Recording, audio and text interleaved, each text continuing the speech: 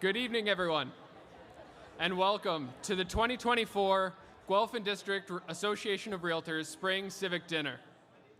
My name is Dylan Fraser, your current GDAR president, and we're thrilled to be hosting GDAR's first Spring Civic Dinner event. We'll be focusing on engaging our outstanding elected leaders in a conversation about the issues that most of the people of Guelph and Wellington County have on their minds. For the last 65 years, our GDAR members have been living, working, and supporting Guelph and Wellington County. We've had a proud history of advocating on behalf of our community for more housing opportunities and a strong local economy. As we gather, let us take time to reflect on our privilege to work and live in Wellington County, which is situated on multiple treaties within the traditional territory of the Anishinaabe. Historic agreements also include those made with the Haudenosaunee. We acknowledge this land has and continues to be inhabited by other nations throughout time, such as the Attawandaron, Métis, and Inuit. We acknowledge we are not the original stewards of these lands, but have the responsibility of caring for this land and its people, and to ensure that future generations are able to thrive here. We remain dedicated to a better understanding of the past, present, and future as a gesture of commitment to the process and ongoing meaningful reconciliation. As we run through this evening's program, I encourage you to start enjoying your meal and please silence your mobile devices. We've put together an outstanding program this evening featuring some local updates from Mayor Cam Guthrie and Warden Andy Lennox, a presentation by one of Canada's top pollsters, Nick Nanos, as well as a panel conversation with MPP Mike Schreiner, MPP Matthew Ray, Mayor Cam Guthrie, Warden Andy Lennox, moderated by AREA CEO Tim Hudak. We are honored to be hosting you here today for some great conversation, insights, and of course, hospitality. Our event comes at a very important point in time in the history of Guelph and Wellington County, when housing availability and affordability are top of mind for all. With this in mind, GDAR created a policy plan at the end of last year to ensure we are working alongside the officials in Guelph and Wellington County. Our plan would help build much-needed new housing for all in our area. GDAR also started a housing stakeholder roundtable in 2023 who are now meeting on a quarterly basis to discuss ongoing local housing issues, and we look forward to continuing these and other discussions with many of you in the days to come. Before we go any further, I'd like to recognize our outstanding volunteer leaders at GDAR. They've been building on our advocacy efforts over the last few years with local elected officials on issues that matter in housing and home ownership. If the following members could please stand and be recognized, and if you could kindly hold your applause until the end. Christiane Child, Tyson Hinchberger, Dustin Davis, Denise Dilby, Jackie Harrison, Kirsty Coles, Catherine Featherston, Sabrina Essery, Chad McBain, Brett Nodwell, Amelia McCormack, and Lisa Myra-Smith.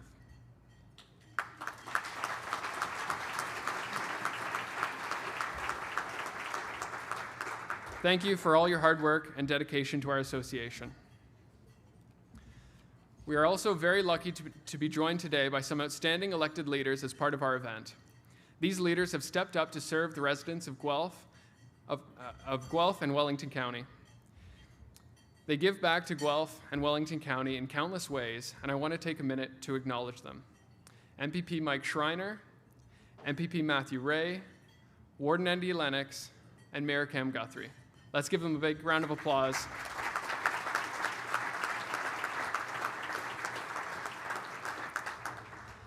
Events like today are also not possible without our sponsors. I want to say thank you to the Mortgage Center for sponsoring our cocktail reception, and SV Law, Travers Law, TerraNet, and Fusion Homes for sponsoring the table wine. I'd also like to thank AREA for their help with this event, both financially through their Embers grant and Issues Mobilization program, as well as their support with moderating the panel.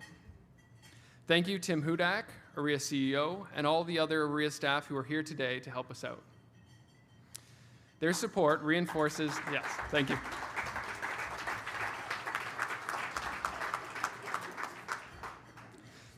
We have some additional guests from other organizations that we'd like to acknowledge as well. From the Brantford Regional Real Estate Association, President David DeDominicus, Executive Officer Felicia Finnegan, John Odie, and Laura Vanner. From the Huron-Perth Association of Realtors, President Teresa Andreka, Executive Officer Leslie Kipfer, and Bob Hempel. From the Oakville-Milton District Association Board, or Real Estate Board, President Anthony Danko, CEO Lorraine McLaughlin, Hunter Obi, Ken Masaryk, Heidi Noel, Yin Shayegan, and John Rich. From the Waterloo Regional Association of Realtors, President Crystal Mora, and Jay Van Amselvoort. I would also like to welcome RICO CEO Michael Beard, President and CEO of the Guelph Chamber of Commerce, Shakib Shayani, and from the Guelph Home Builders Association, Melissa Jonker and Lisa Schuett. As well as Guelph Ward 6, one more. Guelph Ward 6 councillors Ken Yi Chu and Dominique O'Rourke, and of course, GDAR's members and partners.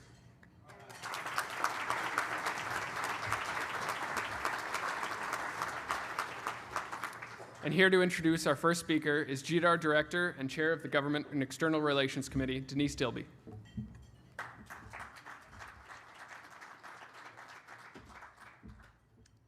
Thank you, Dylan.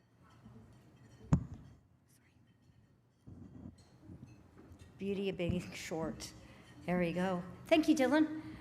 It is my pleasure to introduce our first speaker, Cam Guthrie, our Mayor of the City of Guelph, who has been reelected in March as Mayor in 2022 and served 2 terms as Mayor from 2014 to 2022 and Councillor in Ward 4 for 4 before that.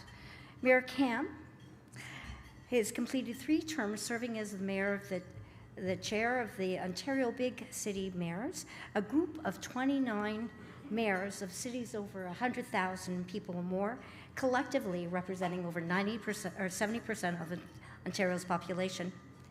Before politics, Cam was a licensed insurance broker, local entrepreneur for 16 years, and an avid community volunteer.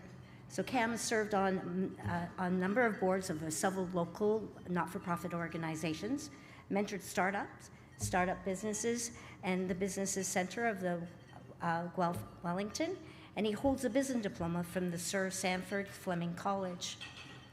When it comes to housing, Mayor Cam is a leader. He has a reputation for advancing smart, progressive policies, solutions for housing affordability, and supply crisis. He's championed ending exclusionary zoning, reducing parking minimums, and encouraging greater intensification in Guelph's downtown core along the transit lines. These are all things GDAR supports. We appreciate him being here, and it is my distinct pleasure to introduce the Mayor of the City of Guelph, Cam Guthrie.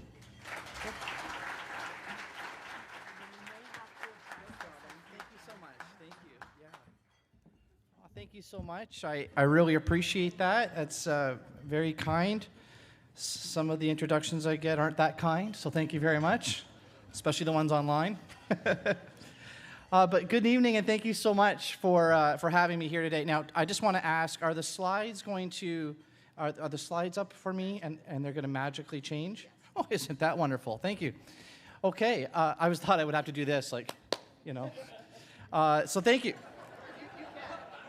Yeah, sorry, that was a delayed laugh there. Thank you for laughing with me.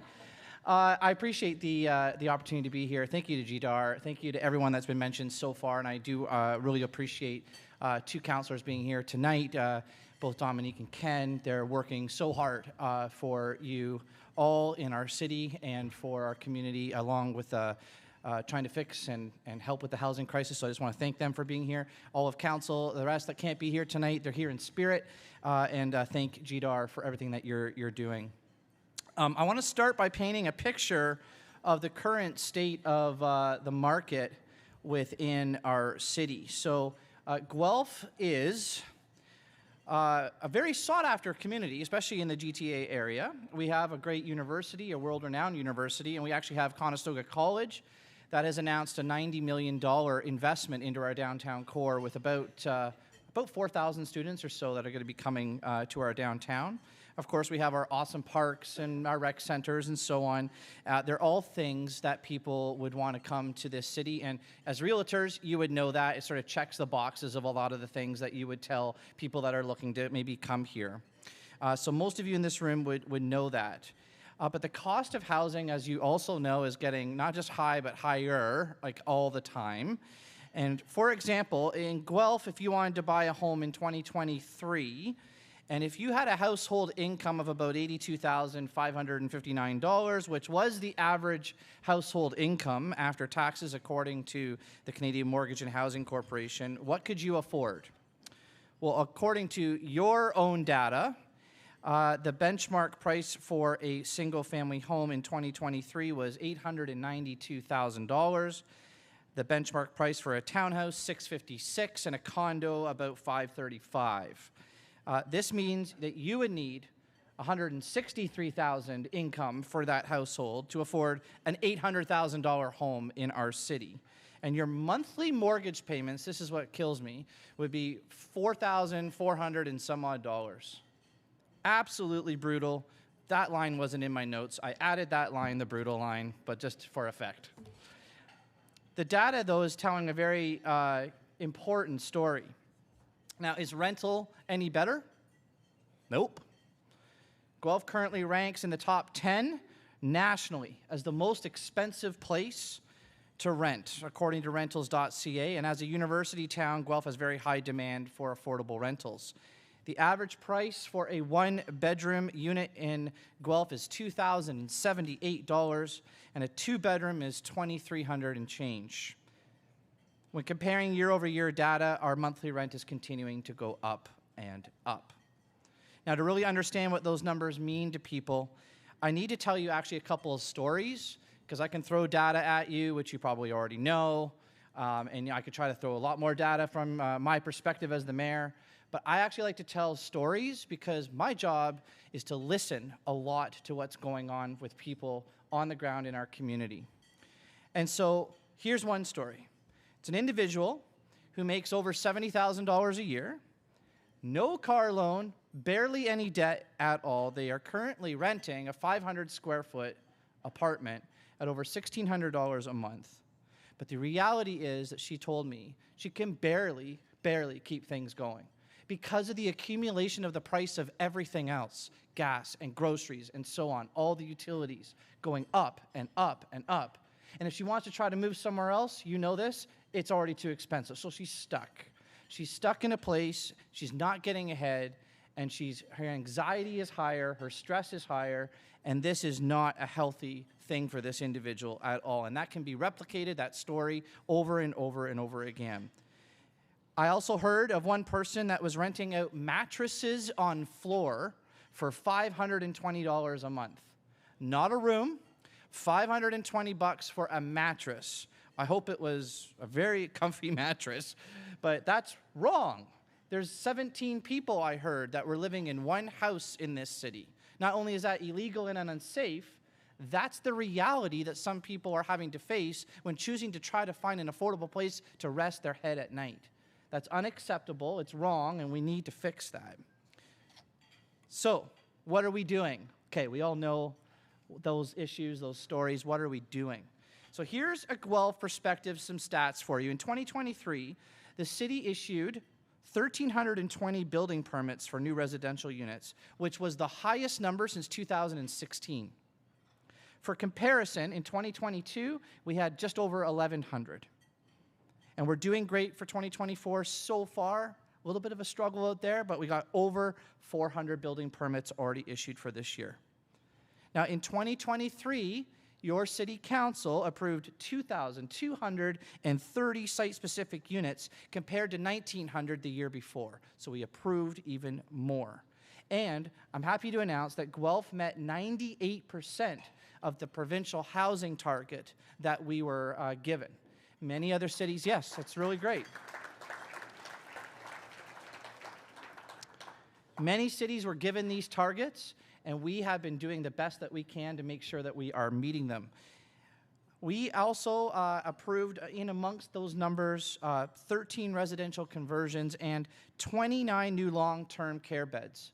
I want to thank the province for that, because our city for years had no increase in long-term care beds, and finally those are coming into play. That's really important for our community.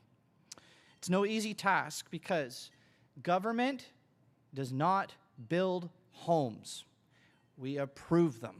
The shovel in the ground has to go in from others, but we approve them. I am happy to say that city staff processed 100% of site plan applications in 2023 within the 60-day legislative timeline. It's really good. And here's some awesome numbers for you. The average number of days to process those site plan applications decreased from 128 days in 2022 to just 26 days in 2023. And I'll have you clap after this next sentence too. The average number of days to process zoning bylaw applications decreased from 209 days in 2022 to 49 days in 2023. Now, I'm also happy to report that site plan processes, 100% of them were all done within those legislative timelines. Again, all of this data is on the screens for you here, and we are very, very proud of what we're doing. And we are continuing to make changes. It's not like, oh, good, we're done now. No. We're still doing multiple changes, listening to people like GDAR, people like the Development Association and the Housing Association and more, to try to figure out ways of making things go faster.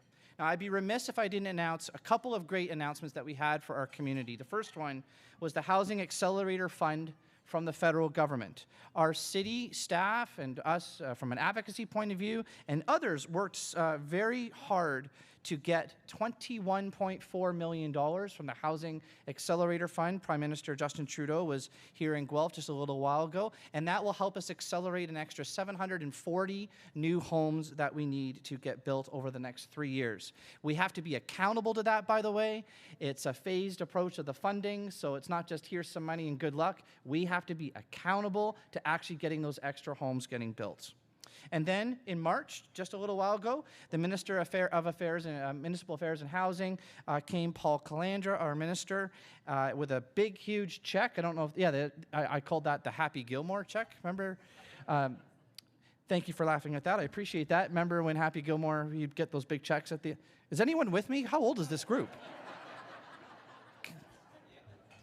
They were all in the back of his car, remember? Okay. Thanks, everybody. We got that check. That's the Building Housing Faster Fund, and that is because we met that target. And so that was an important amount of money that we got there as well. Now, City Council continues to support more residential housing in Guelph. Council's 2023 voting record on housing developments shows this to be true. Council voted 76 times on housing-related issues last year, passed 11 zoning bylaw and official plan amendments, and all of those, except for 2, were passed unanimously by council. We also held 6 special council meetings on top of all those other meetings, specifically to try to focus on housing and homelessness within the city as well. So here we are. Guelph is committed to moving forward, as you can tell with the stats that you need to keep us accountable to. And I really appreciate this opportunity to be here to tell you about those things as we try to meet the target of 18,000 new homes by 2031. I want to actually surpass that target. That should be what we're all rallying around. So I look forward for this momentum to keep going. I look forward to hearing from my colleagues on other information. And I really want to thank GDAR one more time for the partnership that they have, because I can tell you, it's really ramped up the last few years, and it's been an incredible way of getting to know what the needs are of your organization. So thank you very, very much.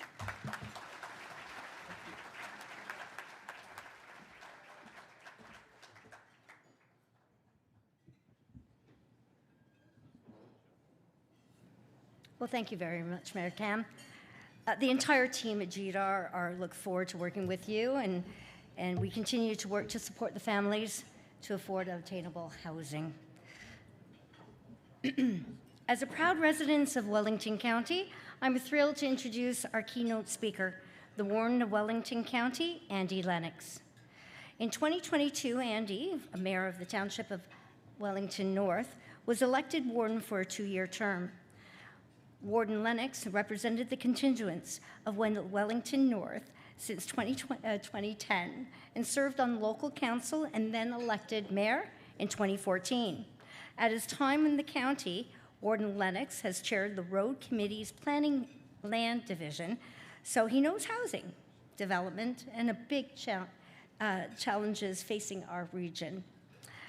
In 2023, Warden Lennox led the county through a new strategic action plan called Proudly Moving Forward Together. Among other things, the plan committed to working to solve the housing crisis in Wellington County, something that is critical given the growth that we know is coming into the county in the years ahead. Before politics, Warden Lennox completed his Master of Business Administration, worked as major corporations, and ran his own farm, and operated a business consulting practice. The warden is a great friend of the realtors, and we're very excited to host him today as his keynote address. Please welcome the warden, County of Wellington, Andy Lennox.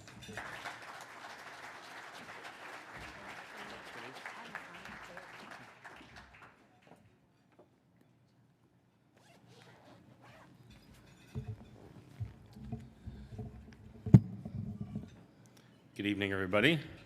It's wonderful to be here, and thanks, Denise, for that very generous introduction. I didn't know I'd done all those things.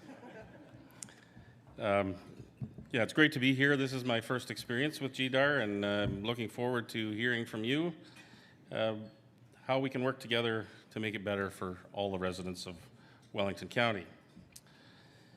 I'm delighted to be here tonight to share a few thoughts on housing in Wellington County. But, I was struggling the other day when I was working on my remarks for tonight. I was looking for a way to come up with a theme that encompasses all the things I wanted to talk about. I ended up settling on a title of one of my favorite all-time movies. And I'm really going to take a risk here because it's not only an old movie. Some people might not think this is the best title to be going with, but here we go. I've just got a little sound clip for you here. We'll see if you can guess. Oh, just a second, got some technical difficulty here.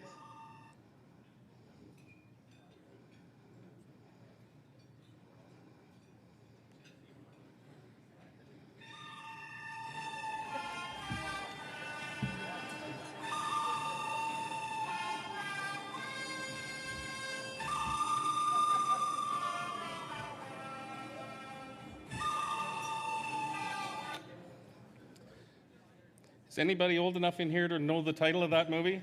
Just shout it out. The Good, the Bad, and the Ugly. That's right. So I'm here tonight to talk about housing in Wellington County, the good, the bad, and the ugly.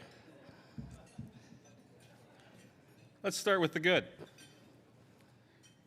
For those of you who don't know, Wellington County is made up of 7 local municipalities that all have wonderful communities in which to live, work, and play, where our residents cherish open space in quiet, safe, friendly communities. The current population of the county is about 100,000 people, and we are planning for about 60% growth by 2050. That's right, 60%. This is very substantial growth for our communities, especially for some communities, because growth will not be evenly distributed across the county. Come with me, take a metaphorical drive around the county while I explain. Starting south of Guelph, we have the township of Puslinch. Puslinch has no settlement areas with water and wastewater services, so they have very limited capacity to grow. Rural severances in specific locations can provide some growth, but it's going to be pretty limited. Now let's drive around Guelph. You notice I said drive around, not through. That's for you, Cam. And we arrive in Guelph-Aramasa, which has Rockwood, and they're on water and wastewater services, but it's extremely limited because their ability to grow is driven by their wastewater treatment capacity. They've actually reached their limit of what they can do and currently have no alternatives to grow their wastewater treatment capacity, so they can virtually not grow their community except through things like conservation planning. Also, their drinking water sources are somewhat limited and would also directly compete with the city of Guelph that seems to be ever hungry of the water in Wellington County. Next, enjoy the rural scenery with me in the horse-filled paddocks as we drive east and arrive in the town of Erin, which is approaching completion of its first ever wastewater treatment facility, when upon completion will allow for the potential for growth in Hillsburg and Erin that they haven't been able to do in decades. The growth rate in Erin is poised to be what I would call explosive. We're talking about doubling the population in only a few short years. Imagine how that's going to upend that community. All right, let's motor back to Center Wellington with the scenes and images along the way captivating our imagination and inspiring our artistic side. We come to the communities of Fergus and Elora, which have absorbed significant growth over the recent years already, but are poised to take the largest share of growth in Wellington County, where they will probably come close to doubling their population on that same time horizon to 2050.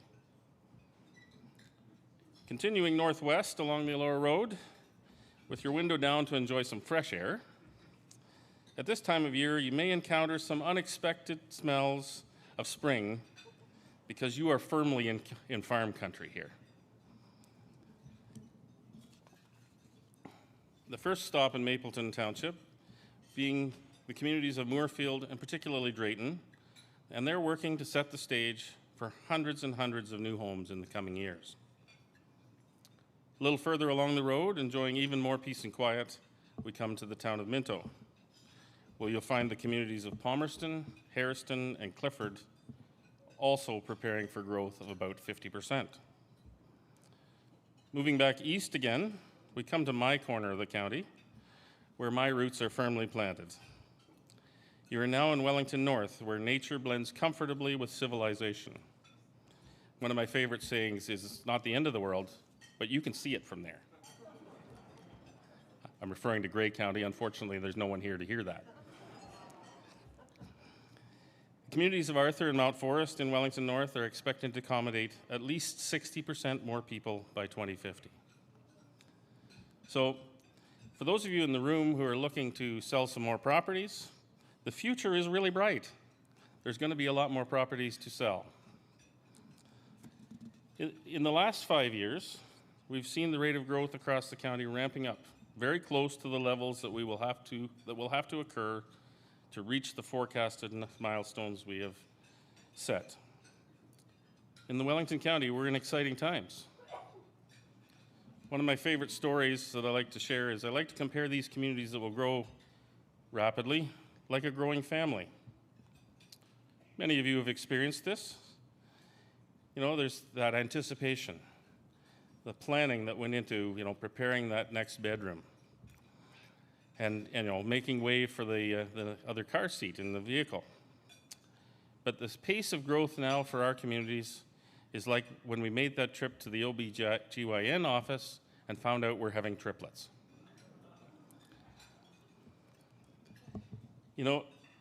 With this accelerated growth, sure, it's a blessing, and it's exciting, but it will completely upend our plans to grow this fast.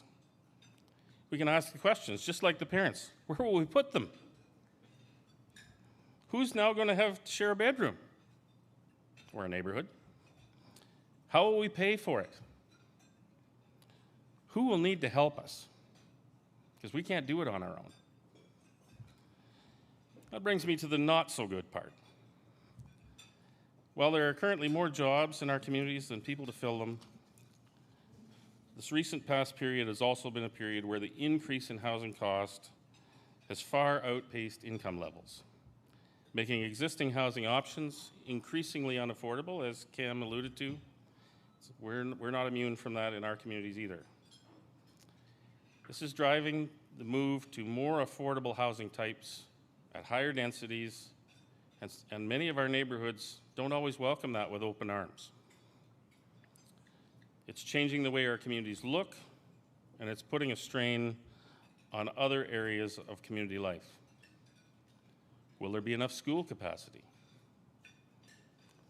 Will there be enough hospital capacity? Will there be enough places for people to socialize and play? We need to not only build homes, we need to build communities. Some other not so good things include rental housing in rural communities is particularly scarce. Much more will be needed, as a larger percentage of the population will struggle to own a home. Most landlords I talk to should not be a commercial for becoming a landlord. How can we make it more attractive? How can we make rental housing possible? If you use the widely accepted 30% of income for housing and the median household income from my home community, because I'm most familiar with that, even though there is a significant difference in incomes across Wellington County, in my home community, the average or median income will only support buying of a home of about $400,000. Last time I looked, you could hardly buy a doghouse for that. How are average income folks going to be able to find accommodation? All of this community building will require an immense amount of resources. Where are those resources going to come from? How do we equitably spread the costs? Is it fair that the dramatically growing communities shoulder all of the burden alone? Additionally, people of different origins don't always feel welcome in our communities. Not everyone sees growth as beneficial. Growing all these homes will mean that some of the most productive farmland in the world will be lost from food production forever. And then, in my opinion, the truly ugly part of the housing picture is the growing problem of homelessness and housing insecurity for those in our communities who are struggling to cope and adapt the most.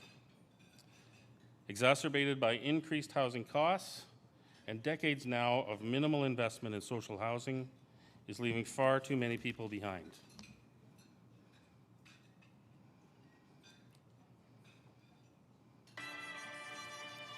So while I ride off into the sunset, I would like to leave you with one thought.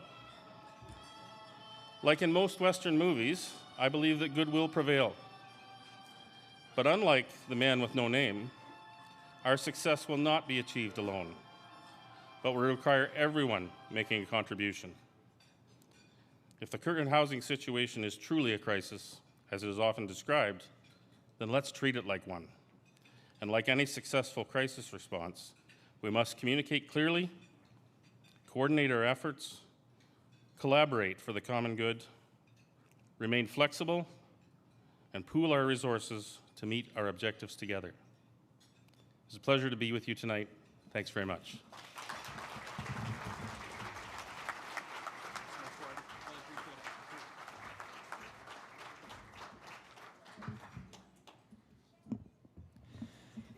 Thank you, Warden Lennox, for your address and for your leadership. GDAR looks forward to working with you and your team on the development of the county's new official plan and other opportunities in the days ahead. It looks as though most of us have received our main course at this point, and while we're on that note, I'd like to say a big thank you to the Grand Guelph Banquet and Conference Center for hosting us this evening. Let's give them a big round of applause.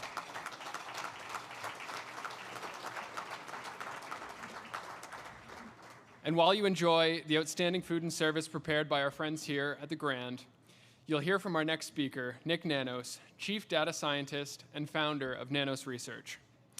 Nick is a trusted researcher and strategic advisor. He's one of Canada's top pollsters who's regularly called upon by senior executives to provide counsel on a wide range of issues, including corporate mergers, public advocacy campaigns, reputation management, and regulatory issues. Nanos Research is one of North America's premier research and strategy organizations. Since its founding in 1987, Nanos Research has helped corporations, government agencies, and advocacy associations understand and chart the public mood. Today, Canada's largest private broadcaster, CTV News, depends on Nanos Research for their official pollster of record. Similarly, world-renowned Bloomberg News Service chose Nanos to construct their weekly Canadian consumer sentiment tracking, known as the Bloomberg Nanos Canadian Confidence Index. That's a mouthful. GDAR has partnered with Nick and his team to do our very first ever local polling research to project what residents here in Guelph and Wellington County are feeling.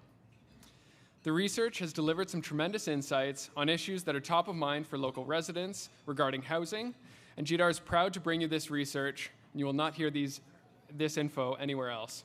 And here to brief you on the results of the survey, please welcome Nick Nanos.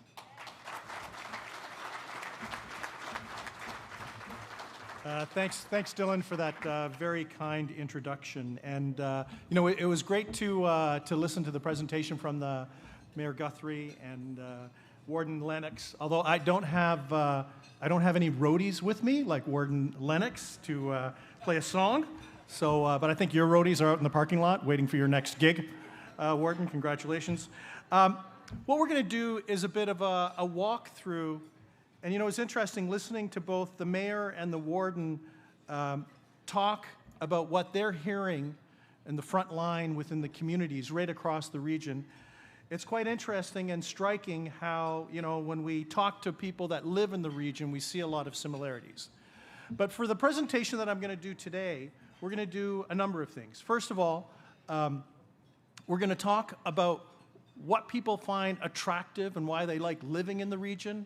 We're going to talk about recommendations and concerns that they have. We're going to unpack how they feel about the housing situation and also their views on some of the initiatives that municipalities have been engaging on. And then for my friends in the back, perhaps, I don't know, can you see me do a thumbs up? Yes. If I do a thumbs up, that means advance the slide, if that sounds okay. So anyways, I think it was George Bush that did lots of thumbs up, anyways, yeah, thanks, Mayor.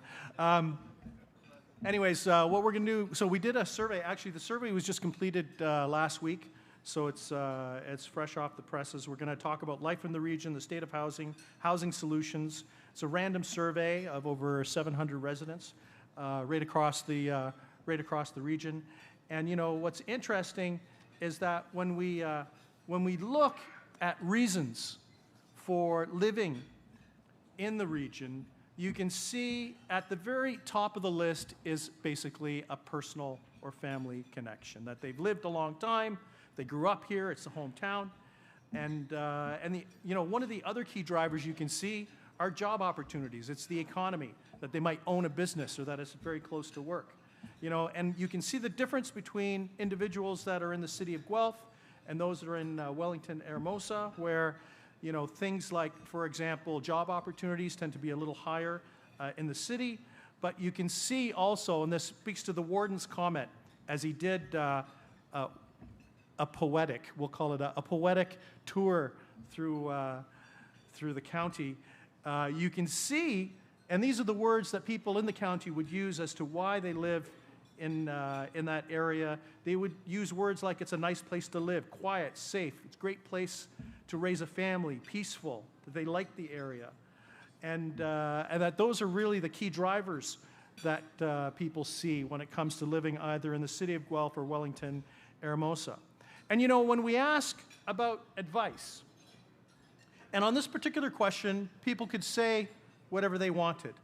For the advice that they have to make communities better, you can see kind of two tiers of issues. First of all, comments related to improving infrastructure. You can see, especially in the city of Guelph, recommendations or a greater need for focus on public transit. That said, a little less than 1 out of every 10 said, I have no recommendations or advice because they are happy with how things are. And then you see things like housing and homelessness come up on the radar, and also affordable living. And you know, the thing is that when we look at a combination of these things, it's interesting that, you know, the advice is very practical and actually unique depending on where you live within the region. And you know, we were speaking about Wellington Hermosa and the growth that the warden was talking about, and you can see if you happen to live in that region, you're much more likely to say that ensuring that growth is at a manageable rate is actually quite important. But let's take a step back for a moment and talk about the direction that people think things are going in. Here's me doing a thumbs up.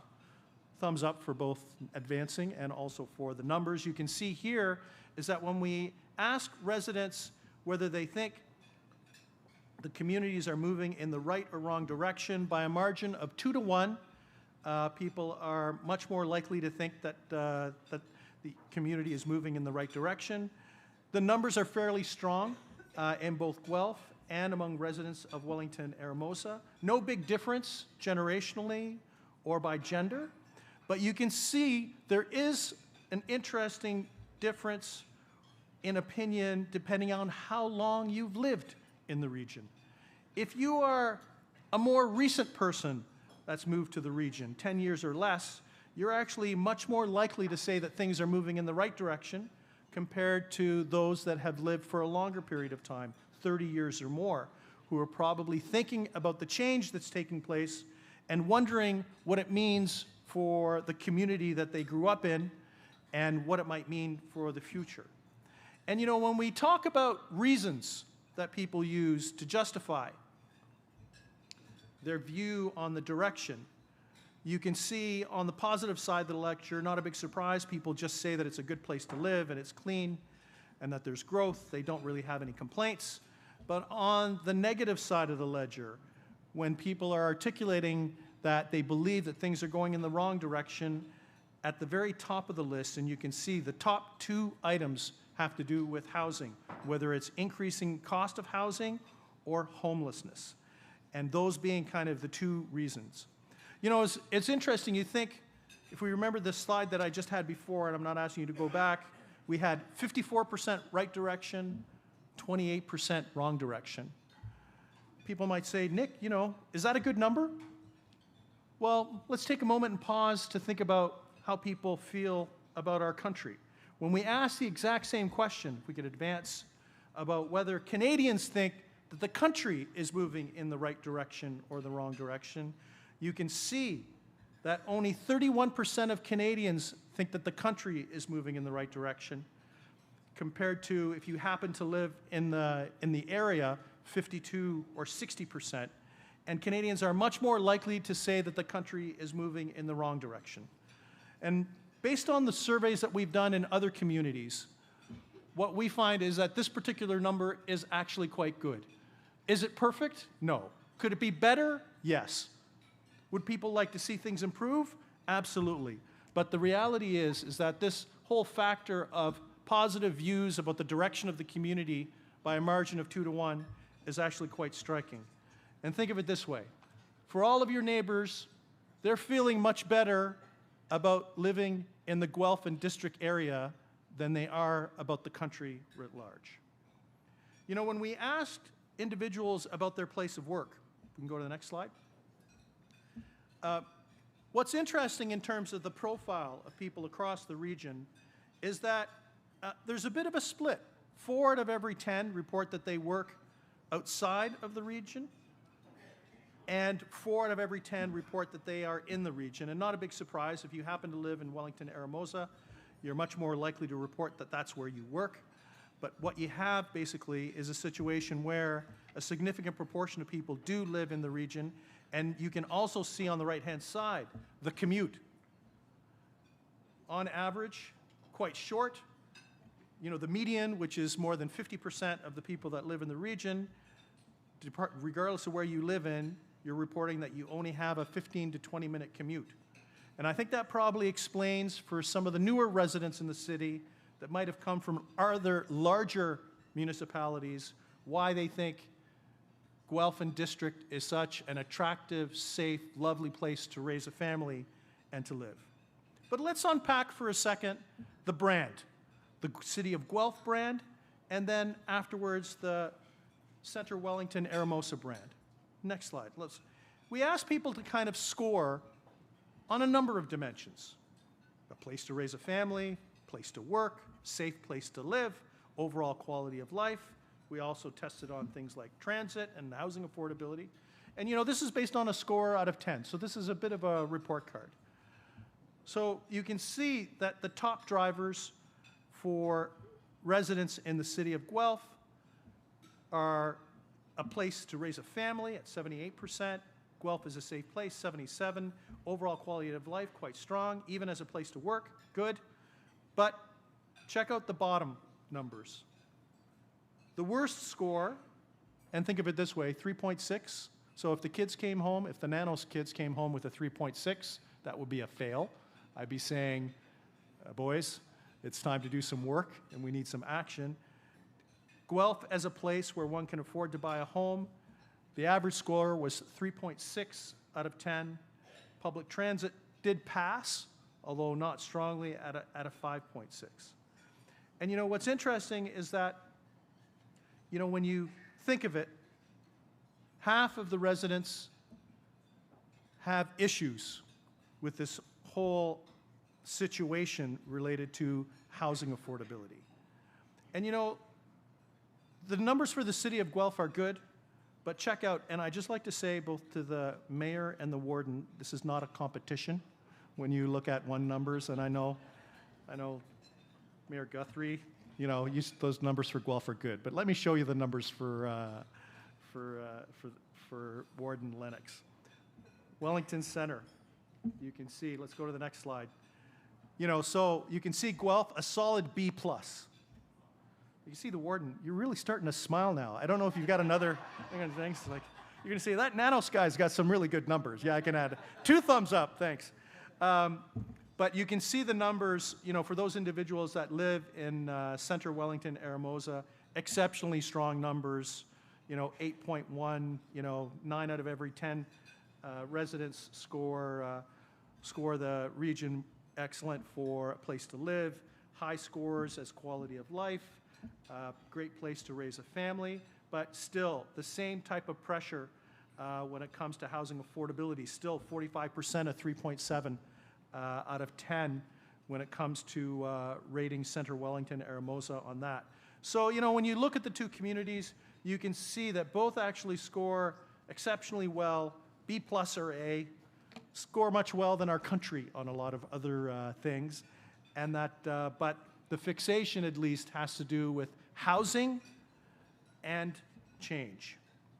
And if we could advance a couple slides.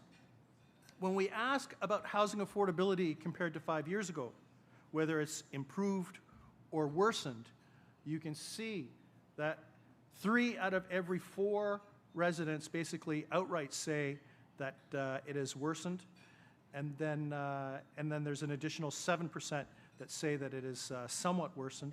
And this score basically cuts across every single demographic. It is exceptionally high among homeowners in the region, but cuts across every demographic, gender group, and region of geography in terms of more than 8 out of every 10 basically saying that things are worse than 5 years ago. And when we think about the issue, and we were talking earlier, the mayor was talking about stories of people and the struggles that they're having to pay for housing. We can go to the next slide. This whole issue of young people and whether they think whether it's affordable compared to 5 years ago, you can see that 90% of residents say that it is less likely for young people to be able to afford a home in the community compared to 5 years ago. What this means is that people are pessimistic about the future. This is the equivalent of kids growing up and parents seeing their kids and wondering whether they could even live and afford to live in the same home that they grew up in. I'd kind of say, we talked, and Mayor Guthrie talked about the cost, the wage that was required to purchase an average home. And I think if we want to keep our communities strong and keep our young people in communities, the best thing that we can do is have a housing strategy that creates affordable housing that creates an environment for more housing supply and is aggressive on that front. You know, some special issues that we also parsed out in both parts of the region, one on student housing. Next slide. You can see that for Guelph residents, when we ask them a question about student housing in Guelph and whether it's improved or worsened, that people are 3 times more likely to say that student housing has worsened or somewhat worsened. And if you're younger, you're even more likely to have a striking view on that. You know, what's interesting is that when we ask people about the type of housing that they're in and the type of housing that they'd like to be, go to the next slide, you can see that a pretty comfortable majority report being in a single detached home, and people want to live in single detached homes. And you know, the interesting thing about here is that when we ask people about downsizing, because you know what, for some individuals, downsizing is something that will occur at one point or another. You know, when we ask people about downsizing, if we go to the next slide, you can see that the most popular response related to downsizing has to do with remaining in a single detached family home, but something that is smaller. And I think this is something that's important from an urban planning perspective in terms of the types of homes that we're going to need as boomers start to retire.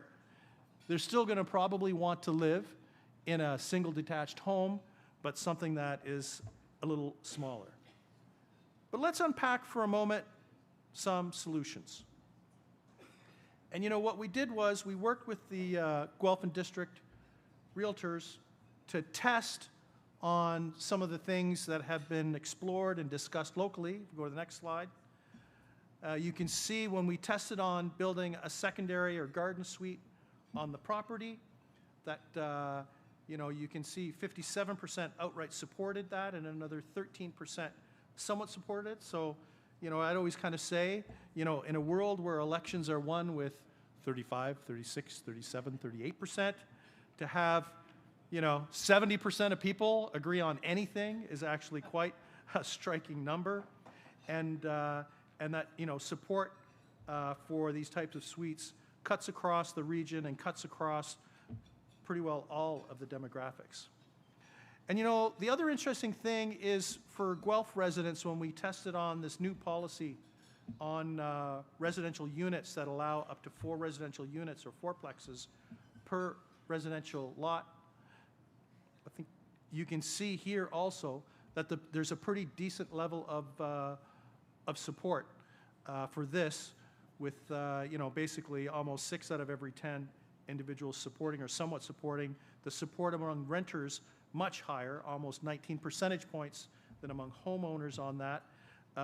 But this particular issue, there is a division based on how long you've lived in the area. The longer that you've lived in the area, the more likely you are to resist this. So I'd always kind of say, you just have to ask people, and you know what?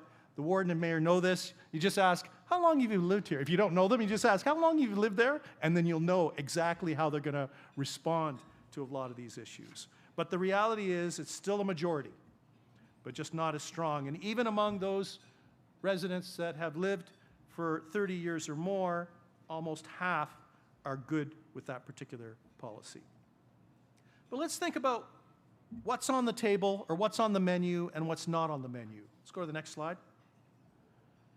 We actually asked about what type of flexibility and latitude there should be in terms of existing homeowners converting their single-family homes into a number of things: duplex, semi-detached, fourplex, townhouse, triplex, so forth.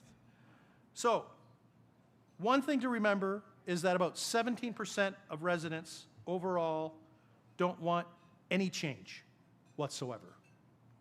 But that does mean that 6 out of every 10, or 61%, are open to a number of different options in terms of what homeowners can do to convert their single-family homes.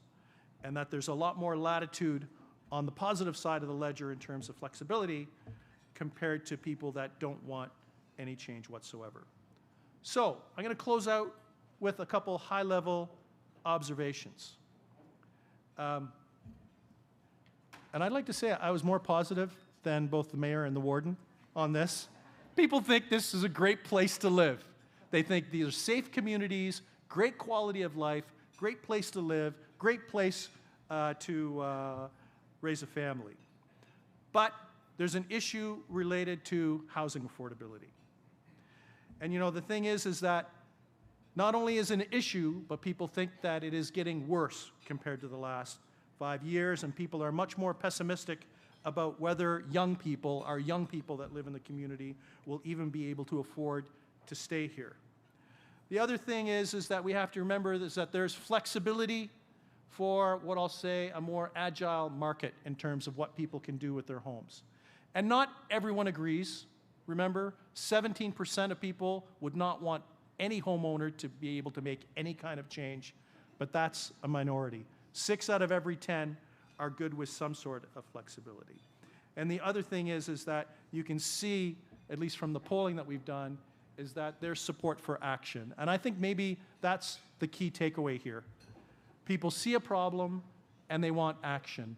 Doing nothing is not an option because people love the community, they want to stay in the community, and they want their kids to be able to afford to stay in the community. So with that, thank you very much for your attention. Have a good night.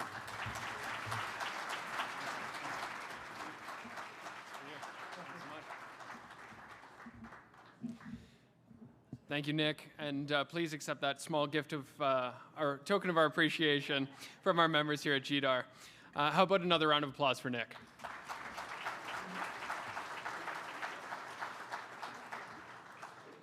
Some fantastic insights and data points were covered that were very informative to my colleagues here in the room. And don't worry, I know sometimes those slides are hard to read, but we will be sharing those results with you and our members and the public in the days ahead. Now we'll hear from our panelists who will be diving into and discussing the results from that Nanos research. I'd like to welcome Tim Hudak, CEO of AREA, who will be moderating our panel this evening. AREA is Canada's largest provincial real estate industry association, representing 103,000 realtors. And Tim joined AREA as CEO in 2016. With a passion and voice for championing the dream of home ownership, Tim came to AREA following a distinguished career of 21 years in politics, including 5 years as the leader of the Progressive Conservative Party of Ontario. In his role, Tim is focused on transforming AREA into Ontario's most cutting-edge professional association at the forefront of advocacy on behalf of the realtors and consumers, and providing world-class conferences, standard forms, leadership training, and professional guidance to its members. Under his leadership, the association attracts some of the most influential people to speak at their conferences. They've had historic wins in advocacy, including the passing of Tressa in 2020, and demonstrating strong thought leadership in the real estate industry. As part of his work at AREA, Tim was named one of the most powerful people in North American real estate by little asterisk, got to bring in the ego a little bit there, by Suwana Poll Power 200 in the last 5 years. Please welcome Tim Hudak.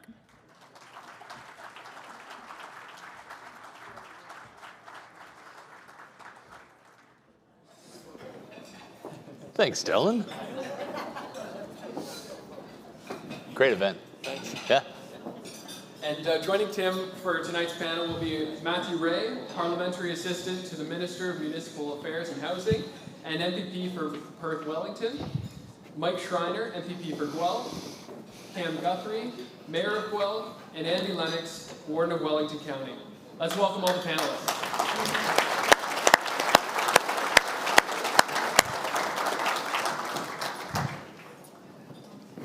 Well, thanks so much, Dylan. Let me say right off the top to Dylan, Fraser, and the Board of Directors, and Katrina Steffler for putting this event together tonight. Fantastic work in advancing home ownership in your community. Really excited to be up here tonight with our local leaders, and we just saw Nick Nanos. By the way, I think, Dylan, you said one of Canada's top leading pollsters.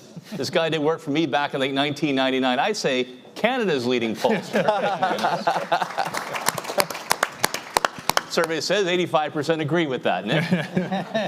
So why don't we start? That was some really good information, and I love how the Guelph District Association of Realtors, GDAR, worked closely to do those questions. It really gave a deep dive on Wellington County and the city of Guelph and how people feel about the community. And congratulations, all local members. Like, people love living here. Secret is out, they're all moving here. And get at the housing issue. So I'm going to start out, and I'll work with Warden Lennox to begin, and I'll work this way. Just real quick, what was a surprise to you, Warden, in the polling data, and what was no surprise at all? I don't think there was very many surprises at all, to be quite honest. Out in the field, this is what we hear all the time. Yep. It's just probably if there was any surprise, it's the degree of acceptance for the changing housing style, okay. Because that's not reflective of the feedback that we typically get. Now, I do think the more rural, the more resistance we do face with that. Yep. I appreciate that, Mayor Lennox. Okay. Sorry, Warden Lennox. Mayor Guthrie, big surprise and no surprise at all. I was really happy to see the results of the ability for people to accept change of going to a triplex or to 4 units. That is new for the city of Guelph. We're debating currently right now around 4 units as of right. And oftentimes we hear only from certain people that are very much against things. So to see some positive results there of acceptance to allowing that is very comforting, especially if we do want to try to address the housing crisis. We're going to need to probably move in that direction. So that validation was really a great surprise. Yeah, excellent positive point. I see some nodding. So Leader of the Ontario Green Party and local MPP Mike Schreiner. Yes, I was not surprised that a housing affordability crisis is the #1 concern that people have, and probably the #1 complaint they have about living here, because we hear it every single day. I want to comment on Cam's comments around the acceptance for things like, triplexes, fourplexes, other forms of housing. And it's something Tim and I were talking about just before we came up on stage. And I say this not to be egotistical in any way whatsoever, but I think some of that acceptance is due to leadership. 10% agree. Yeah. 5% of the crowd agrees. Yeah. But I think if 2 of the loudest advocates in the province for multiplexes have been Mayor Guthrie and myself, frankly, and GDAR has been right there with us. And I tell you what, your leadership in the community and coming to folks like us and talking about the importance of how do we increase housing supply quickly and affordably so we can maintain the dream of home ownership in this community has been fantastic. So thank you for that. And Matthew Ray, so Parliamentary Assistant to the Minister of Municipal Affairs and Housing. You also represent Perth Wellington. Yeah. North or South Perth? Which is the Wellington? North part. I'm also a Wellington County boy. I grew up in Harrison. Oh, there you go. All right. So I got to ask you then, is it Palmerston or Palmerston? That's the big mystery. It's Palmerston if you talk to my father. There you go. So you really got 2 hats on. I know the polling that Nick did was in the southern part of Wellington, but you share a part of the county. And you certainly have done a number of events in your capacity as parliamentary assistant. So when you looked at those numbers, what was a surprise to you and what was a no-brainer? Yeah, #1 thing that really stuck out for me was seeing the older generation wanting to downsize. So I would say in the county, and I also represent Perth County, a lot of seniors who have helped build this province and the communities they live in, and they want to stay in those communities. Their kids or grandkids may be in the area and they don't want to move. No offense to the great city of Guelph, don't want to move to Guelph or Kitchener, but want to stay in those communities in Arthur, Mount Forest, the communities they helped build. But it was interesting to see that they wanted to move to a single detached smaller unit, which I'm not necessarily sure will be possible in the current housing supply crisis. 100% we need seniors housing, whether that's townhomes, apartments. I got to give the warden a big shout out. Mount Forest and Arthur are doing a lot of high density A lot of apartments in Mount Forest going up. I know 4 stories for Guelph is not big, but at Mount Forest, that is big. And so it's initiatives like that will help even our seniors downsize. And then that ability then allows the lovely individuals in this room to sell that multi-unit home to younger families that may be able to move in. All right, Matthew, I'm going to start with you, and I'll work then to South Wellington.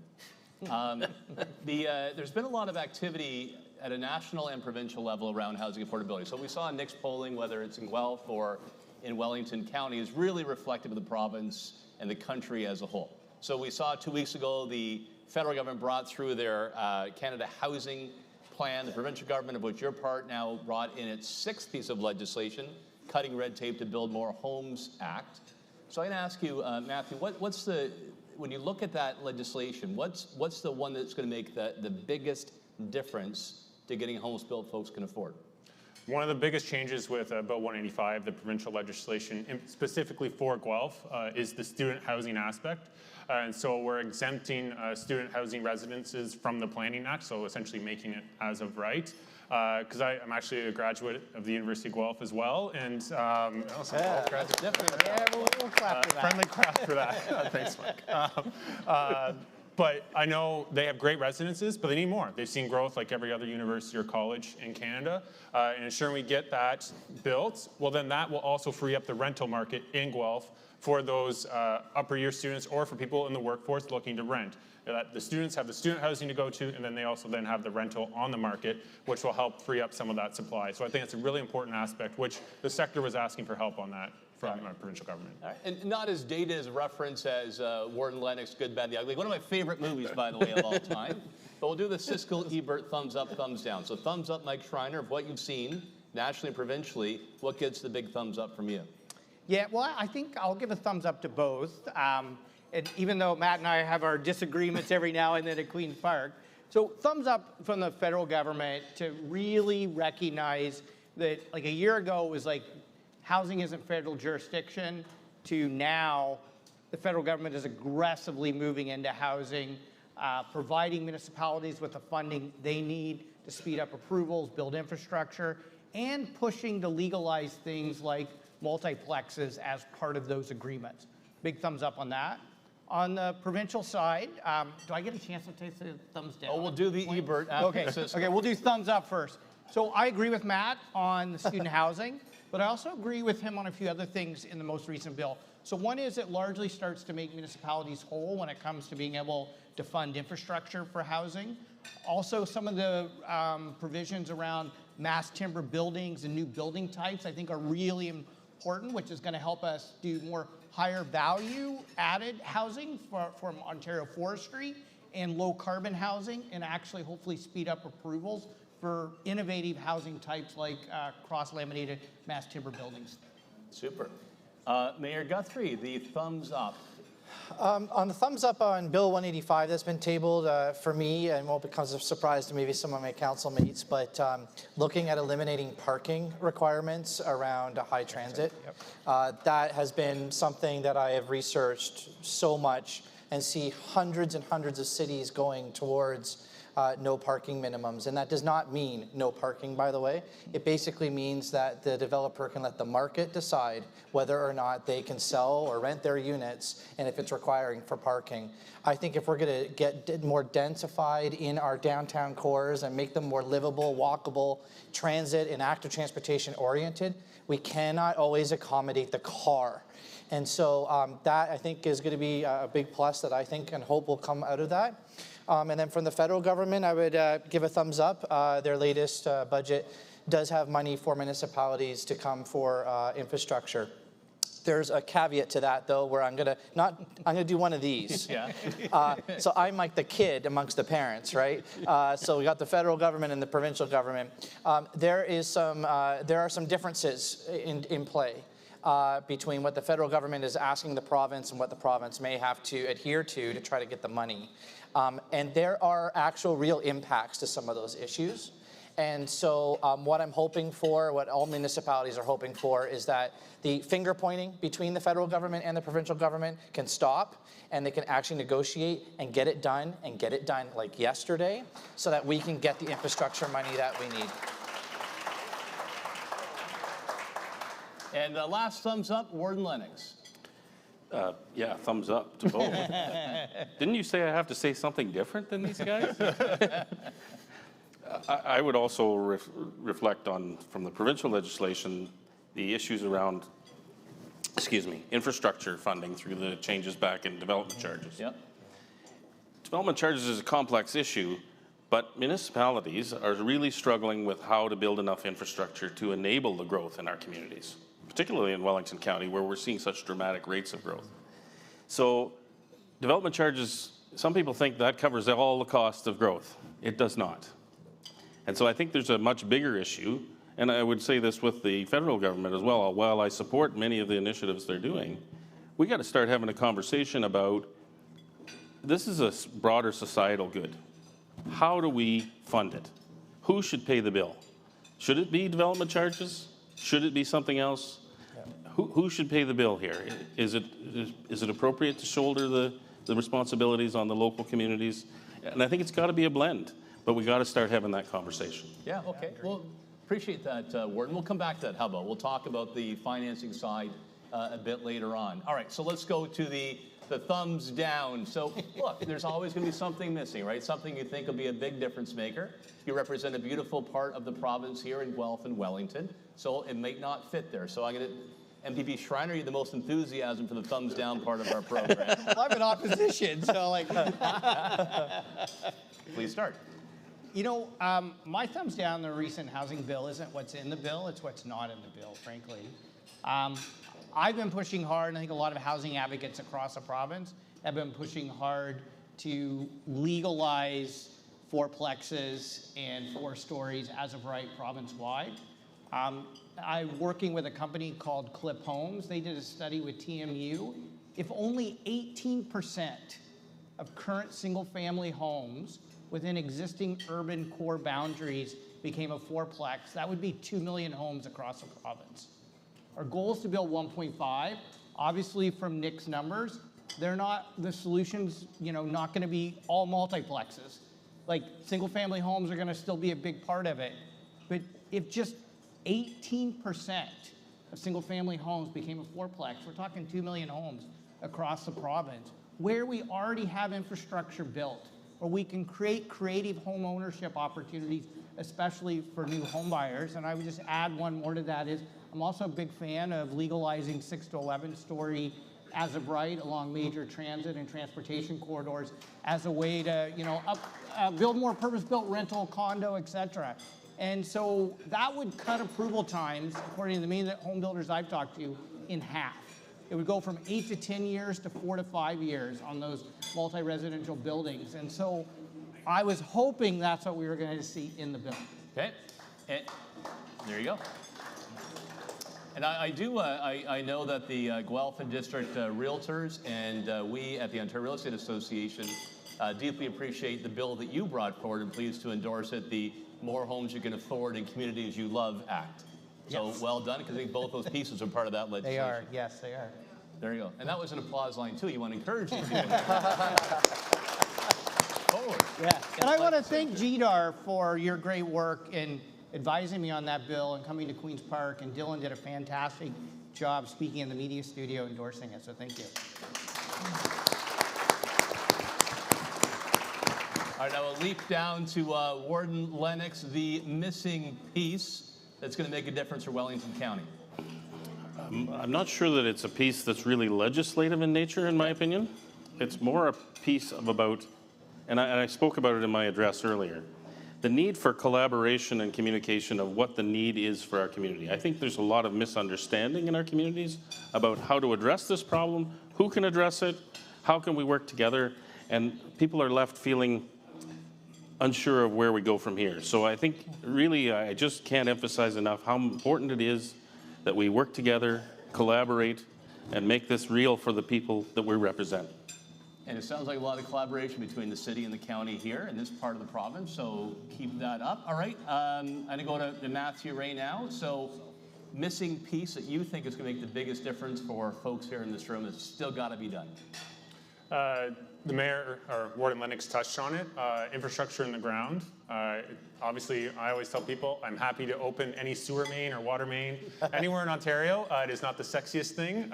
People like to cut ribbons on new rec centers and other items, but I know at the end of that pipe is a toilet, which is in a home. Yep. And then the city here can give you the occupancy permit to move into that home or rental unit. So I know in the most recent provincial budget, we invested $1.8 billion in wastewater infrastructure. In addition, another $1 billion in housing enabling infrastructure, so that it could include roads, bridges. People really don't think a roundabout can actually stall a development, ensuring that flow of access to that new development. And so we're providing that funding in addition to the Building Faster Fund. And Warden, I know not all rural Ontario can access that fund. That's $1.2 billion. So over $4 billion just in Ontario. Keeping in mind what the federal government's announced, and I'm happy to see the $1 billion, no strings attached for our municipal partners in the infrastructure aspect, because that's the number one thing we hear in municipal affairs and housing across Ontario, whether it's downtown Guelph or, as the warden will tell you, up in the north part of Wellington County, it's pipes in the ground. And so I think really focusing and doubling down on that is important. All right. So as a heads up, Matthew, I'm going to start with you on the next one around fourplexes, but I want to give Mayor Guthrie the last word here on the thumbs down. What's the missing piece? I'm just going to say speed. I'm really frustrated that things are just taking so long. So I guess it maybe comes back to the collaboration piece, but, I remind myself of how we, all three levels of government, worked together during COVID and just got it done because there was a crisis. And we have this housing crisis that's real. And it just feels like it's not being taken seriously all the time. And so I get frustrated with not a lot of action happening at the speed that it should be happening at to compel us to get stuff done. Very, very quickly, I know I may not look like it, but my wife and I, we got married when I was like 22, I think, and she was like 19. And and we were able to afford our first house. With about a $9,000 down payment. It was $125,000 on Victoria Road here. My daughter is sitting right over there. She is 20, so she's basically like the same age as my wife or I, close when we got married. I, as a father, not as a mayor, am so freaking concerned about their generation, and we all should be so concerned about that. And so I just hope that the governments can just speed things up, especially when it comes to funding for infrastructure. All right, well said. And speaking of Adelaide, we're really excited the mayor's daughter is pursuing her dream and a career in real estate. So there you go. Welcome to the team. She'll take your cards at the end if you meet her over there. All right, well, there's some disagreement here on the panel. So I'll tell you what, I'm going to ask the parliamentary assistant, and then Mike Schreiner, you'll go next. We'll have our own little question period here. How about that? And the mayor and the warden will decide the tie, okay? So, there is a big debate around 4 units as of right, and you saw some strong support for that, particularly among younger people, particularly among renters. The longer you're in the community, the less you're supportive. But we did see, Nick, across the board, majority up to like 70-some%, depending on demographic. So provincially, the province says, well, if local municipalities want to do it, have at it, but we're not going to force it or incent it. The national government says you don't get the money from us, the Building Faster Fund, unless you do it. So who's right? The province or the federal government? I'll just say this question period is going to be way more civil than the real thing, Mike, in my experience. Well, we actually had a late show on this together about a month ago, right? Yeah, we did. We did. 70% of Ontario right now has 4 as of right because of the Housing Accelerator Fund, the federal component. I live down the street from fourplexes in Mitchell. I live in Mitchell currently. The municipality has every right, every municipality, every single one, has every right to zone 4 as of right. The town of St. Mary's, which I represent, south end of Perth County, they've essentially zoned their downtown 4 as of right and have set their own housing target, which I think is great. Like, and Warden Lennox obviously can talk more about that. Rural communities, small communities are setting ambitious targets. Like as the warden mentioned in his remarks, they're seeing 50%, 60% growth in some of these communities over the next few years, and they're setting those targets, and they're having those zoning changes and those conversations. Toured many fourplexes in my own riding, beautiful buildings. The one thing I come back to, though, there are municipalities in this province that can't even put fourplexes in because they don't have the water capacity. So we're really focused on ensuring that we have the pipes there so they can put in higher density across rural Ontario. Everyone's coming with higher density, and we're giving them the tools to do that if they choose to do so. All right, thank you. Parliamentary Assistant Ray, MPP Schreiner, your rebuttal. Yeah, I would just say that if you talk to home builders, having fourplexes as of right across the province just helps standardize things and helps them build faster. There are companies now, especially in modular and panelized housing, who are specializing in fourplexes. They want to be able to roll those out in communities across the province without having to go through zoning laws that prevent them from doing it. It's not going to be there for everyone, but my gosh, if we're in a housing crisis, we want to build homes as fast as we can at the lowest cost possible. And the way to do that is to build where we already have infrastructure in place. And the fastest way to do that is through multiplexes. So to me, it makes so much sense if we're truly in a crisis and we want to scale quickly and affordably for folks. You know, the first home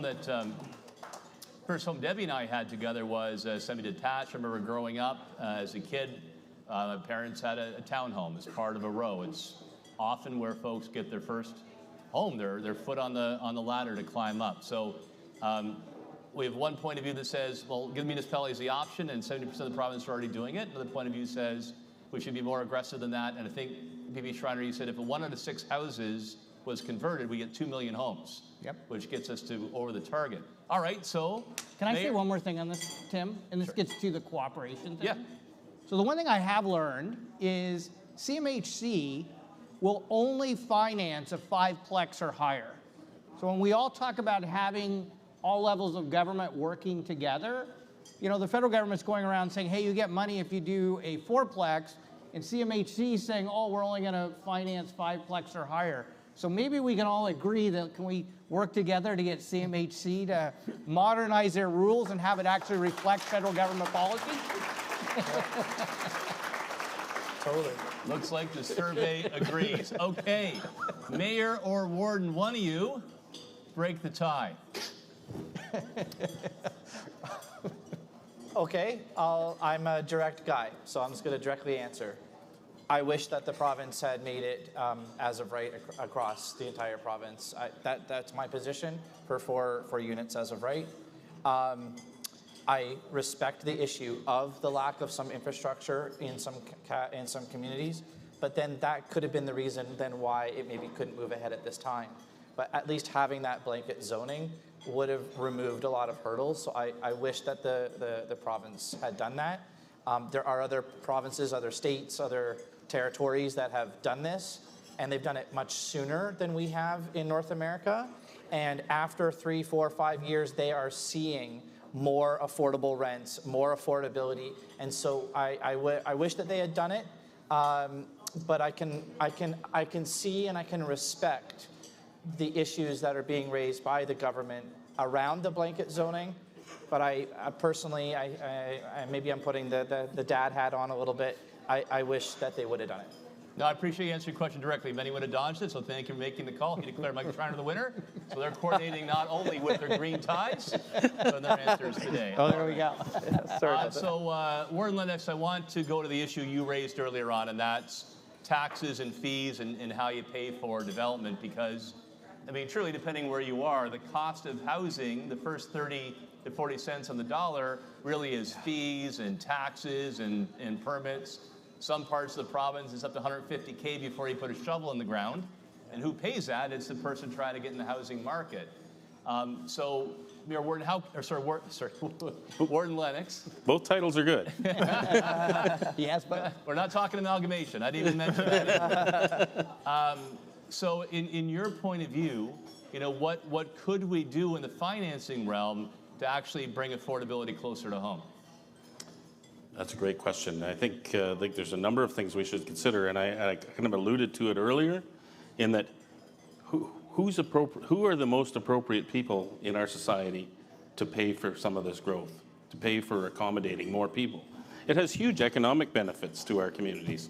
It has huge social benefits.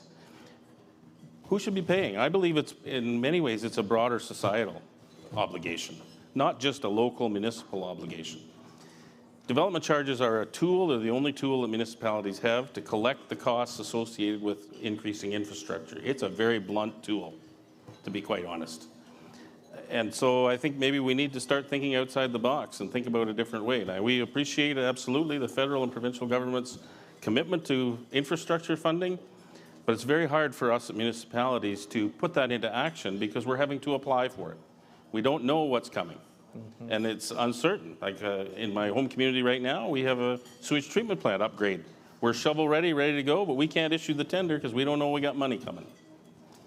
Some certainty is really, really important as well. Right. So I'll go to the Green Party leader, Mike Schreiner. Warren Lennox says that it shouldn't really be development charges, local municipalities. This is a societal benefit. It should be broader, which would really mean provincial or federal or both. What's your take on what we can do about all the fees and charges that drive up the cost of housing? Well, first of all, let me just give a shout out to the government for one good thing they did around this was removing and working with the federal government to remove the HST from purpose-built rental. That was a good move and a step in the right direction in terms of addressing this issue. So when it comes to development charges, first of all, development charges were brought in I think 1989. So prior to that, the provincial government paid for most of the infrastructure. And I do think the provincial government needs to take on a larger share of paying for infrastructure because the federal and provincial governments just have a bigger tax base. And to download all that onto the property tax base is very challenging and actually can contribute to the housing unaffordability crisis as well. And I do agree with the warden, it needs to be predictable, sustainable funding so people can plan properly. I also think we need to do a review of development charges and to think through, because I still think development charges should be a part of the equation, but we need to think through them in a more intelligent and sophisticated way. So why, in many places, if you do infill development where there's infrastructure already in place, you're oftentimes paying the same development charges as low density sprawl where you're having to do all kinds of new sewer lines, water lines, roads, etc. So to me, that doesn't make any sense. Like the areas where you're actually building, where it's not requiring a lot of additional infrastructure funding, they should be paying lower development charges than the areas where you're actually building that cost more money. And so the development charges should actually reflect the actual costs. And so I would like to see us have a more thoughtful review and conversation about how we roll out development charges and also what we use that money for to make sure it's actually for the infrastructure we need to build new housing. And as the warden said earlier today, and to build the communities around those homes.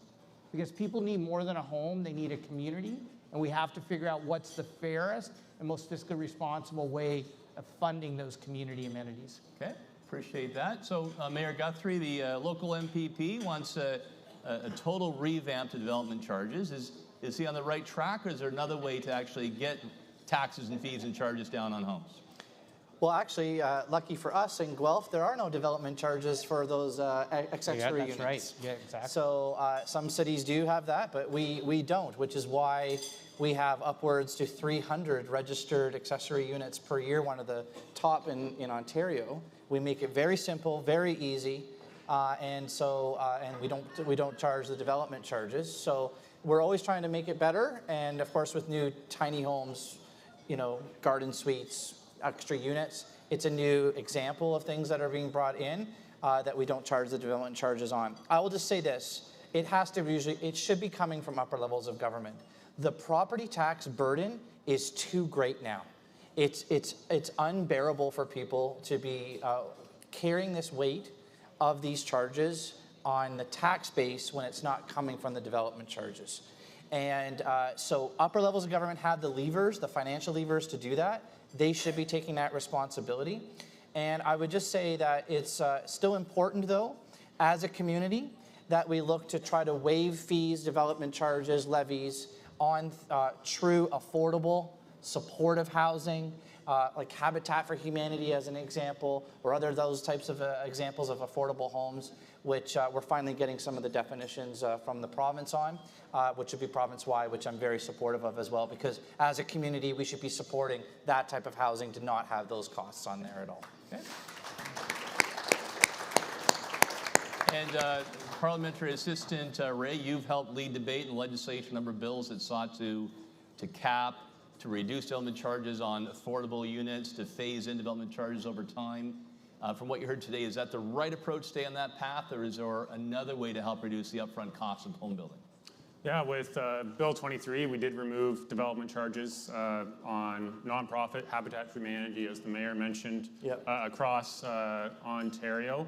I will say there were municipalities that were already providing that deeply affordable discount to people who were building affordable units. Mayor Lennox is one of them. They did provide a 25%, I believe, DC discount, where the province is 20 across the province. So there are leaders municipally taking even further, which is great to see, ensuring that we get those affordable units built. One thing I know Minister Calandra, who's the Minister of Municipal Affairs and Housing in Ontario, is hearing a lot of, and I know Warden Lennox and I have talked about it as well, is whether it's service corporations, whether it's the ability to have more debt potentially, or municipal bonds. There's a variety of tools out there that I know Minister Calandra is looking at with AMO and Roma, and seeing how we can provide more levers to our municipal colleagues to raise more capital, either from the private sector or from large pension funds, for example, and leverage some of that capital that exists in Ontario. And just people may not know this, but OMERS and the Canadian Pension Plan have built California. They invest billions of dollars in California. They invest very little in Ontario. And so provincially, we're seeing how we can leverage that money, whether it's through large transportation projects, so subway, GO expansions, and in the municipal world, student housing also, depending on the size of the project, having that rate of return for those funds. And so there's a variety of tools we're looking at. I know collaboration has come up a lot already, which is wonderful to hear. I know up here we're very collaborative, but I know we're taking a Team Ontario approach with AMO and the big city mayors and Roma on how do we work together to get the maximum value, because there is only one taxpayer at the end of the day. One taxpayer. We all serve one taxpayer who will pay whatever, whether it's municipal, provincial, or federal tax or fee. So I know I always remember that every day, and so I know we encourage our upper level of government to remember that too. All right, thank you, Matthew. All right, I'm going to take a bit of a pause here in my questions, and we've got a great crowd paying rapt attention to the discussion. If folks in the audience had any questions as well, there's a microphone over here, which I have trouble seeing, so you can tell me if there's somebody there. Yeah, sure. Do you mind just introduce? And then I'm going to come back after a question, because I want to talk about transportation infrastructure. That came up on. So just introduce yourself, what you do, and please go ahead with your question.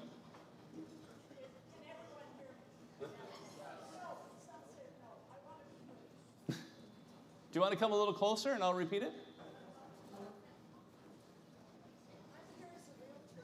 Yeah.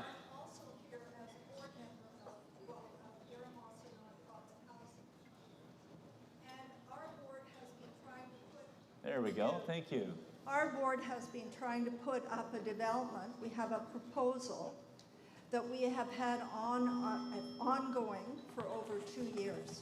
We have a support of Wellington County, thank you very much, and Guelph-Fairmouth Township. But our problem is that we want to put up, we have a building already of 26 units, and it's nonprofit, and we have rent geared to income. We want to put up a new building, which we have the site for, and we want to put up a new building for 24 units, right? With affordable housing and regular housing and regular rents. And the question is? Where's the money? Everybody, it's wonderful. Why are you pointing at me? I'm retired. I'm good. I'm looking at everybody. All right. Because, So, in the interest of time, just let me finish. well, I appreciate that, but there's other questions we want to get through. So, ask you, who do you want to direct the question to? Which of these four leaders? All of the four. Now, you got to pick one.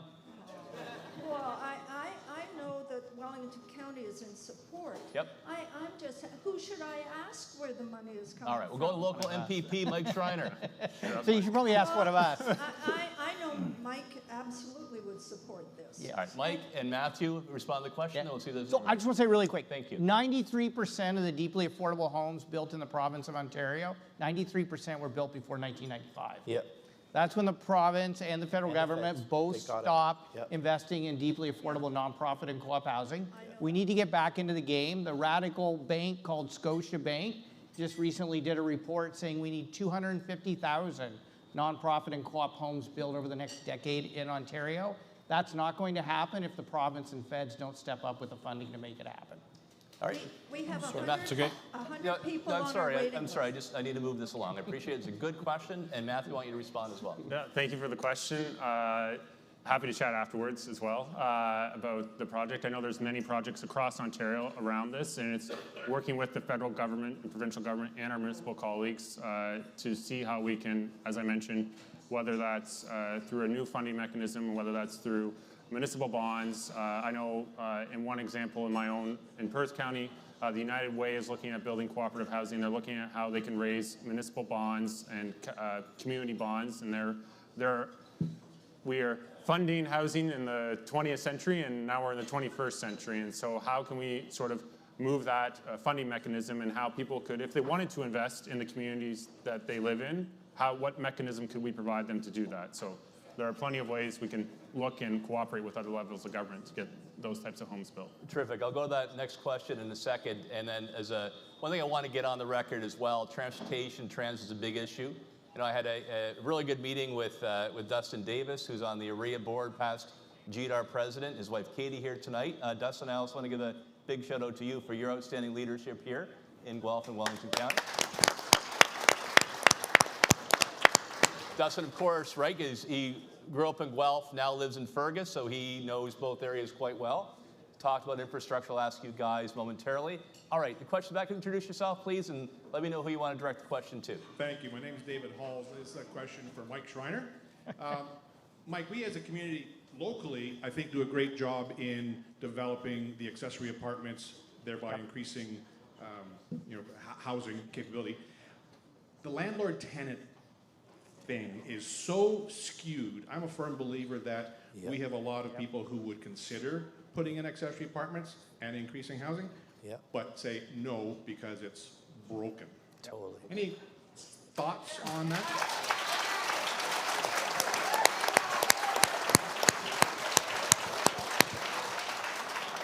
I don't think anybody cares about that question.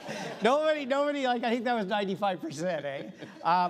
You're right, the landlord-tenant board is broken. Totally. Like, there's no doubt about it. It doesn't work for landlords, it doesn't work for tenants, either one. Yeah. Part of the challenge is the rules need to be written in a way that helps protect particularly mom and pop landlords and tenants at the same time. And I know the government recently has hired more adjudicators, so Matt's probably gonna say we've hired more, but we still don't have enough, so the delays are so long. I mean, I've talked to landlords that have waited a year for their hearing. I've talked to tenants that have waited a year or longer for their hearings. And so until we have enough adjudicators in place, those types of delays are going to continue to create problems for people. Yeah, Matthew, go ahead. Yeah, just to build off Mike's comments, we did last provincial budget, did invest $19.5 million to hire more adjudicators. As with everything else, shortage of labor, and so we've been filling those spots, and the timelines have slowly been coming down. I understand 100%, especially from the mom and pops, to Mike's point. They're the ones who are leaving the market. They're the ones who are selling those units and retiring and just getting out completely. Or in rural Wellington County, a farmer buys a farm property with a house on it, and they bring the bulldozer in. And so it's ensuring that we bring those down, ensuring that tenants are protected, and it's ensuring that we continue to make those investments to get more adjudicators hired to clear the backlog that has existed for many, many years. Terrific. A big issue for our advocacy at AREA as well is to restore that balance in the Landlord-Tenant Act and make sure mom and pops are encouraged to continue to invest. Tim, can I just say one very quick story on this? I'm sorry. These calls come into the mayor's office all the time. And then I listen, and then I go, sorry, that's provincial. I have never had the degree of the calls coming in on these issues, both tenants and landlords, that I've ever had in my 10 years as mayor in the last couple of years. It is unbelievable how bad it is. And I've got a family member who is the most amazing landlord ever, and they had to sell the home because of reasons. And the tenant extorted $15,000 out of that person. They would not leave. And it was terrible for trying to sell the home to the new buyer. And these extortion things are happening all the time with landlords and tenants. Yes, there's landlords that are bad too, 100%. I know a family that got screwed on that too. But it's got to be fixed. And these stories are becoming more and more commonplace through to me. And I just said, sorry, that's a provincial issue. All right, no, very good. That's an awesome question and got more applause than my 9 questions combined. And any of our responses. I do want to ask about the transportation infrastructure, then I'll go to the gentleman in the back. So I'm going to start, Warden, with yourself. When Dustin and I got together, we talked about the amazing growth happening in the county and in the city, but it's putting a lot of pressure on infrastructure, and that really popped up in Nick's polling. So if you had your wish list, you sat in the Premier's office, the Prime Minister's, or one day, you can make an infrastructure project happen, what's top of your list? Continues to be water and wastewater issues. We have some plans for road type infrastructure, but that's not where the biggest constraints are in our communities. It's really around water and wastewater from a municipal perspective, but I really think we need to think about all the other community infrastructure that isn't necessarily managed or funded by municipalities that's going to be needed to build communities. Okay. I forgot, thank you for that, and water, wastewater, I forgot one rule, the game that we play around our kitchen table. You can't repeat what the person before you said. Oh, okay. So Mayor Guthrie, your top project, and you can't say water, wastewater. Okay. Just for the province or for our city? The city. A new hospital. Darn, that would have been mine. Good call. Enough said. MPP Schreiner. The mayor took mine. But I'm going to say, just because this came up, transit and housing were the 2 biggest concerns people had in Guelph. And I can tell you that missing middle, mid-rise development and gentle density will help solve both housing and transit. Yep. Because we'll have more dense communities where transit can operate more efficiently and affordably for folks. Terrific. Thank you for all our local reps. We'll go to the question at the back. Please introduce yourself. Yeah, my name is John Leacock. I'm a realtor here in Guelph for the past 18, 19 years. And my question is to Matthew Ray. We haven't spoken much about the Ministry of the Environment. If you're going to be talking about infill development, especially in the city of Guelph, most of the developable sites are brownfields, and we require remediation to make them shovel-ready for development. What kind of ideas you guys have along the process of speeding up that process, like with site-specific remedial work and with providing incentives to current owners to get the properties remediated for infill development? Good question. Thank you, John. Parliamentary Assistant Rick. Thanks, John. I was actually with the Minister of Environment earlier today in the north part of Wellington County. I know that's something she is working on and looking how we can remediate those brown sites. They're all over. It's not just Guelph. All over downtown Stratford. There's 18 acres that used to be a railway construction site, and so there's not many places in any city where you have 18 acres just in the middle of city, literally downtown. And so it's looking at how we speed that up. And I know environment across the board, whether it is brown sites or other environmental, ensuring that you get those EAs quicker, obviously doing the important work that is required, but ensuring they get them quicker, and also ensuring that something as simple as a landfill expansion is important too, because your communities are growing. There is the waste that you have to account for and the recycling. And so ensuring that those processes are streamlined. I know So the Ministry of Municipal Affairs and Housing is working with the Ministry of Environment on a variety of ways we can streamline some of those development processes to ensure we get more shovels in the ground quicker. Terrific. Thank you, Parliamentary Assistant. I apologize. There's another question in the back. Hi, Tim. So we're out of time, but we have 3 questions left. What would you like to do? All right, let's go to the audience. Do you want 3 more questions? Wow, there we go. You guys good? Should have asked Nick Nanos. Okay. Yeah, Nick, can you pull the audience? Yeah. We'll do the 3 from the audience, folks. We are now at 8:19, and we'll wrap. So we'll do the 3, and then I had one last one just to a bit of a look forward from our 4 leaders here on the stage. Please go ahead. Thank you. Mike Jujmatch, a realtor here in Guelph. Got a question for you, for the MPs. It seems the magic bullet for solving the housing crisis seems to be this 4-plex, triplex, 3-plex thing. Now, Mayor Cam and I live in the same neighborhood, and I think that plan is going to fall victim to the NIMBY rule, the not in my backyard thing. I don't know anybody who wants to come into my neighborhood and rip down a house and put up a 4-plex, and I'm not sure I would want that. So it almost seems that this magic bullet is something that can't happen, almost can't happen. What I'm wondering is, what is your visualization of where these 4-plexes will be, and who is going to be building it? Is it a fact, or is it a point of the rich getting richer and affecting neighborhoods that they don't live in anyways? All right, Mike, thanks for the question. Very provocative. So I will, I'm going to do our local reps. So Mayor Guthrie, I'll start with you, and then MPP Schreiner on this one. Yeah, so some of that commentary I've been hearing, and I think some of it can't be dismissed, so I appreciate that. I would say that there's probably 2 camps of people that would be looking to change into 3 units or 4 units. One is going to be multi-generational families that are trying to stay where they are. Either their kids need a place or the in-laws need a place. You know, I'm going to be honest with you, my house, I'm trying to think about doing that for those exact reasons. So I'm in that camp. And then we have developers that will come in, and we'll probably look to just completely make them into 3 units or 4 units as of right, and probably rent them.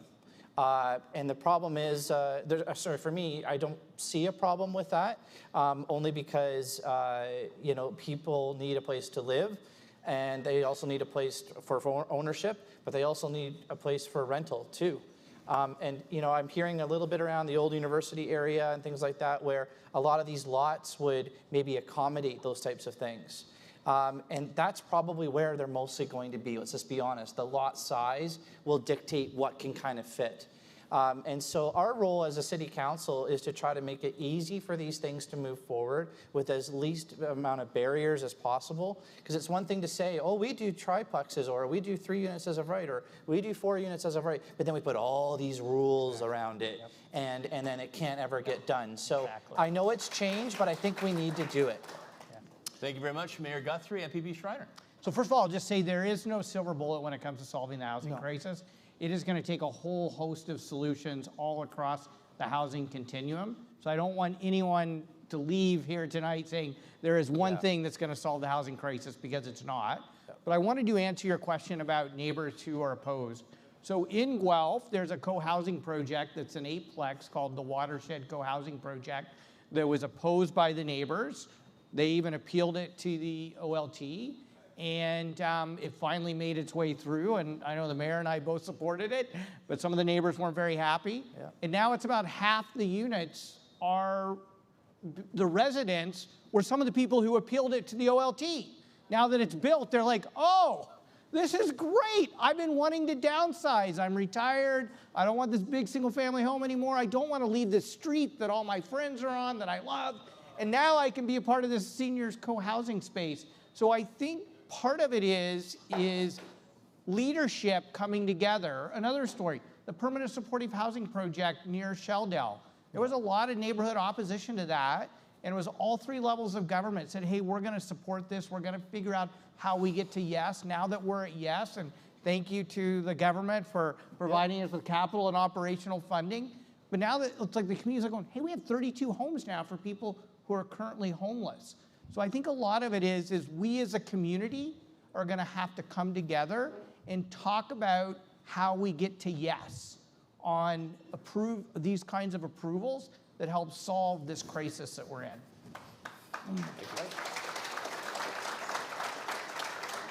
All right, preview for the wrap question. We'll have one more from the back. The wrap question I'm going to ask you to think about for a moment too is, folks here in this room are obviously very actively involved. They love their communities. They want to see it get better. At the same time, you hear a lot about politics getting more negative and social media and all that kind of stuff. I'm going to ask you folks, your advice to people in the room about getting involved or maybe running for office one day. Okay, last question from the back. I've been a realtor in Guelph for 26 years. And I just turned 80, as a matter of fact.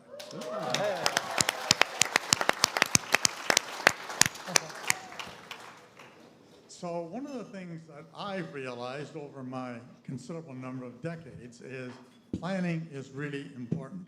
We talked about pipes in the ground earlier on.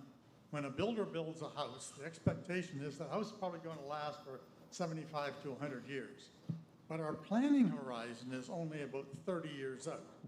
So unless we have a vision of what the city is going to look like, or the municipality is going to look like, that goes a long way out, so we can put the right size pipes in the ground, we can build that infrastructure to meet the requirements a long way out, we're fighting an uphill battle all the way. So I'd like to ask Matthew and probably Mayor Guthrie if they are looking at having someone in their organization that will really give a long-term look for what the various municipalities under their jurisdiction has to look like.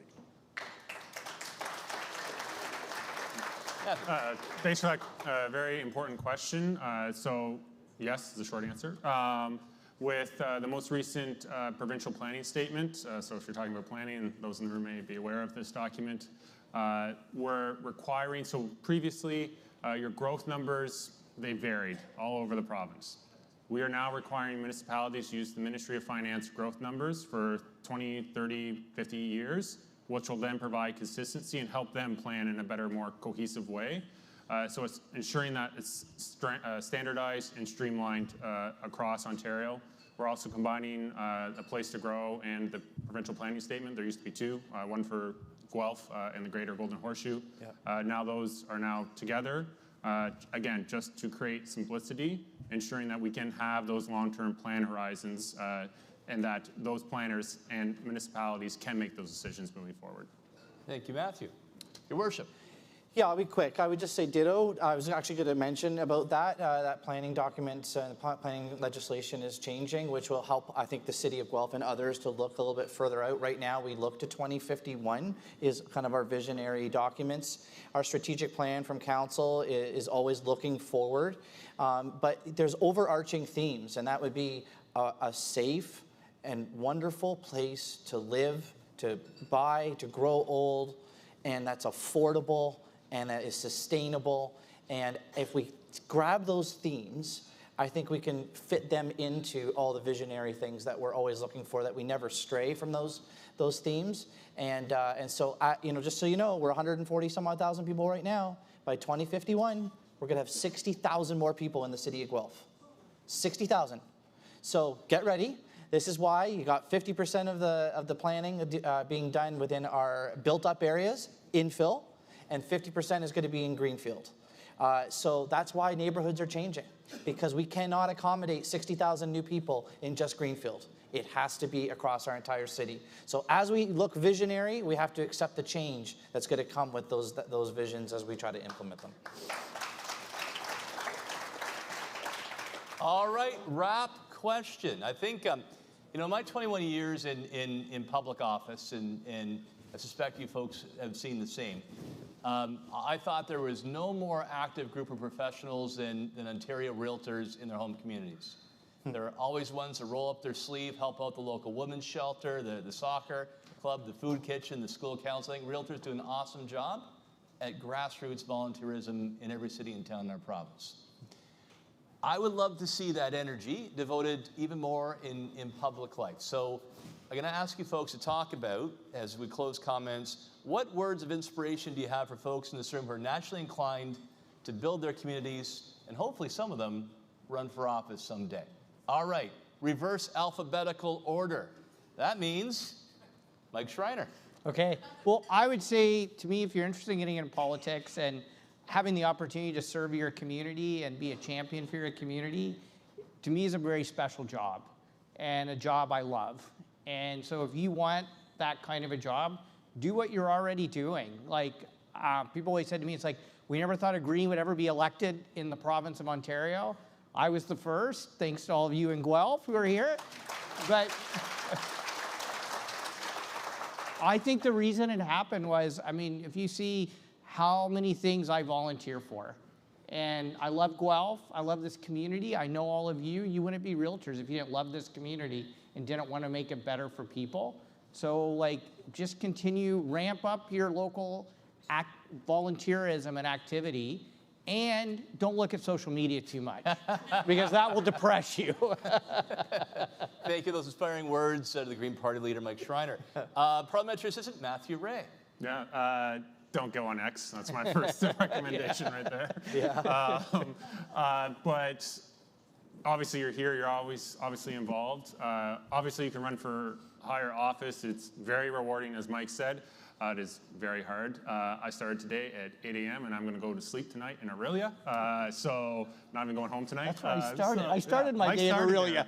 And so it's very rewarding, but it's a huge commitment on both your personal life, obviously, in that aspect.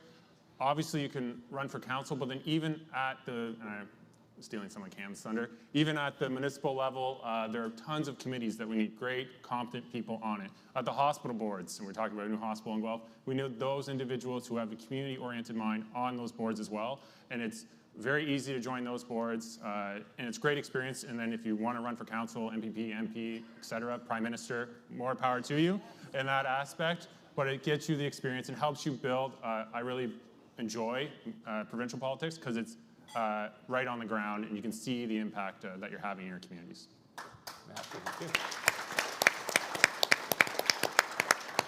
Warden Andy Lennox.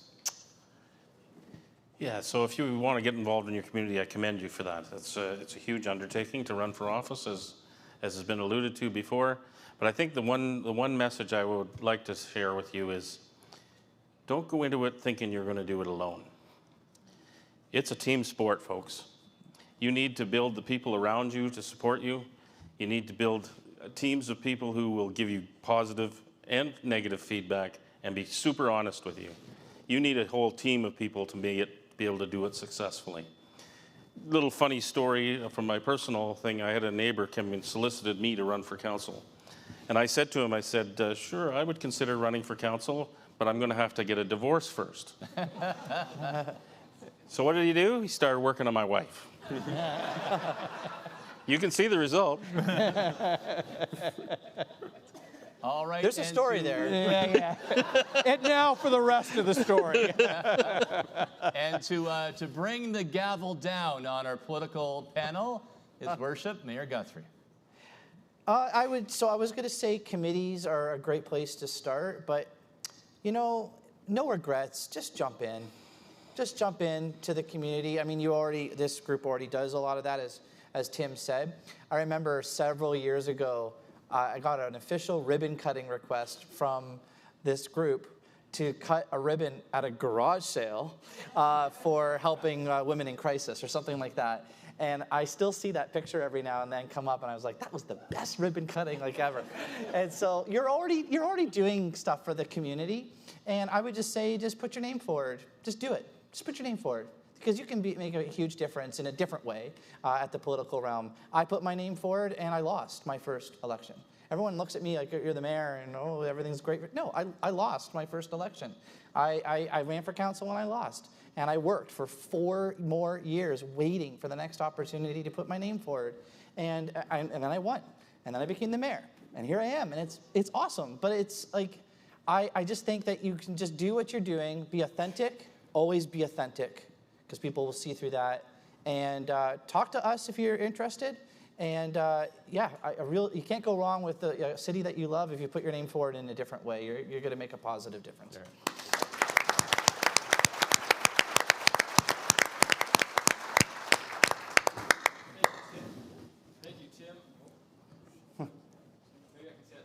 Thank you, Tim. Mike Schreiner, MVP Matthew Ray, Mayor Cam Guthrie, and Warden Andy Lennox. All right. Good job.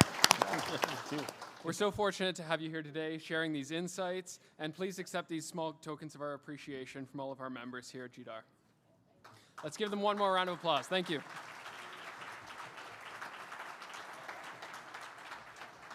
Thanks, man. As the evening concludes, I'd like to say once again thank you to all of you. This event wouldn't be possible without your attendance, to our members, our sponsors, our speakers, and AREA.